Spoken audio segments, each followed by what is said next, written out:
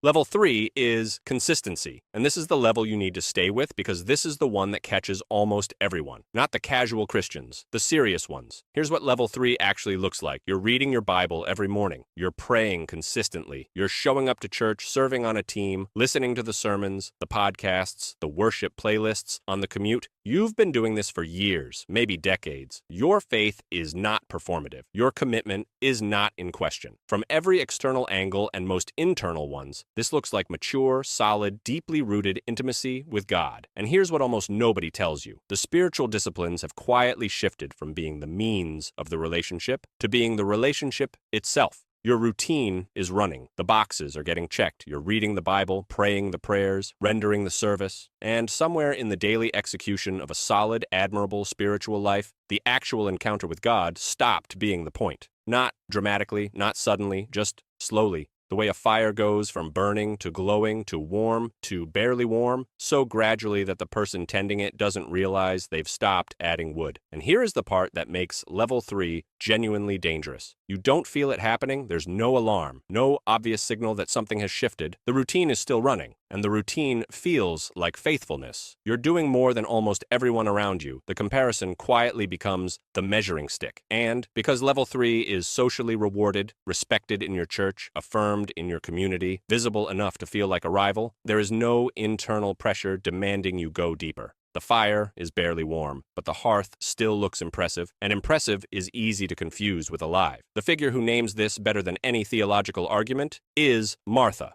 Luke 10. Jesus is in her house, physically present, in the room, and you are working harder than anyone. Preparing the meal, managing the hospitality, doing everything the moment requires. You're not lazy, you're not irreverent. You are, by every measurable standard, doing the right things for the right person, while that person is sitting in the next room. And you haven't stopped moving long enough to be in there with him. Jesus doesn't rebuke the activity. He doesn't tell Martha the work doesn't matter. He says, Martha, Martha, you are worried and upset about many things, but few things are needed, or indeed, only one. Mary has chosen what is better.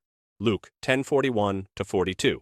Mary chose the better thing, not the more productive thing, not the more disciplined thing, the better thing. She sat at his feet and gave him her full, unhurried, completely undivided presence. No output, no activity, no visible contribution to anything happening in the room. Just completely there. And Jesus says that is the one thing needed. Now put yourself in that story, honestly. Which one are you? Not which one do you want to be? Which one are you actually living as right now? Because it is entirely possible to have a flawless quiet time every single morning for 10 years and be meeting with a routine rather than a person. To be so focused on doing the right things for the relationship that you've stopped being in the relationship. Discipline without presence is not intimacy, it is religion. And religion is the most sophisticated, most socially rewarded, most internally convincing substitute for actual intimacy with God ever constructed.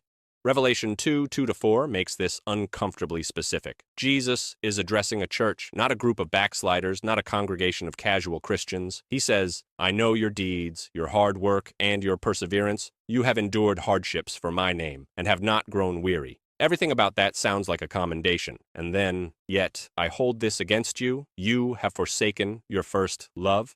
Not your first discipline, your first love. The most hardworking, most doctrinally serious, most perseverant church in the 7 letters had lost the thing the doing was supposed to be about. They were still doing everything. The love had left the building, and from the outside, and most likely from the inside too, nothing looked wrong. The routine was still running, and here is why this level is so hard to leave, because leaving it costs you something that consistency never had to pay, the comfort of a spiritual life that runs on its own momentum. At level 3, you always know what you're supposed to do next. Read the chapter, say the prayer, show up on Sunday. The structure tells you where you are, and there is a deep, almost unconscious security in a spiritual life that never asks more of you than the next item on the list. Moving to level 4 means trading that security for something that cannot be scheduled, and most people, when they feel what that trade actually costs, quietly negotiate their way back to level 3 and call it faithfulness. So take a second and actually think about this. Is your spiritual life something you practice, or someone you actually know?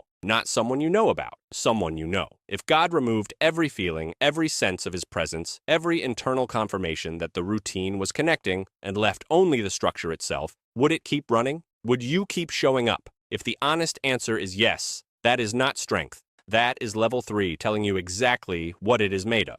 A routine that runs without the person is not a relationship. It is a religion of one, and you can maintain it for a lifetime and never once get closer to the God you built it for. Level 3 is showing up consistently. Level 4 is where the ladder genuinely steepens, because level 4 costs something that consistency never had to pay, and most people, when they feel that cost, quietly negotiate their way back to level 3 and call it faithfulness. But there is something on the other side of that cost that no amount of consistency can produce. And once you've experienced it, you'll know exactly why the routine was never going to get you there.